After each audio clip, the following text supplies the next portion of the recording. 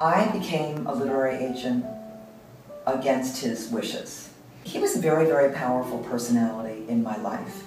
And when I was 18, I decided, and on my way to college, I realized that I would have to find a major that was the thing that I could study that he knew the least about, and that was art history. And so I became an art history major, so that he would not tell me what I was doing wrong or give me too much advice, so I could find my own way.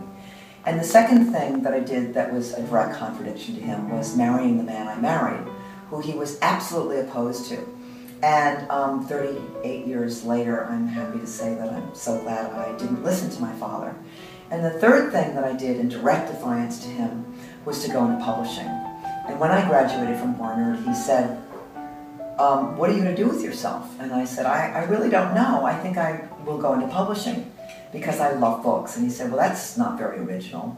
And this is what everybody in New York, every female, he said that with contempt, who doesn't know what they want to do, seems to end up in publishing.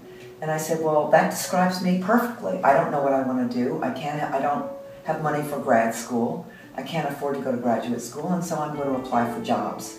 And he said, well, that's just really empty-headed and silly of you, and it is a shallow profession for someone like you, and I think it's a mistake. And I said, well, because you think it's a mistake, it's probably something that I should explore. And I did. And I've never turned back, and I've never regretted it. And in fact, the day did come when I sold a book for a lot of money. It was the first big book I'd ever sold. And he called me up and he said, I'd like you to represent me. And I said, oh, will Lynn Nesbitt not, she won't open her arms to you? And he said, no. And I said, but why do you want me to be your agent? He said, because I think you actually know what you're doing. And I said, is it because I've just sold a book for a lot of money? He said, are you now corruptible? And he said, no, I just think that you will know how to take care of me. And so I did represent him from that point on.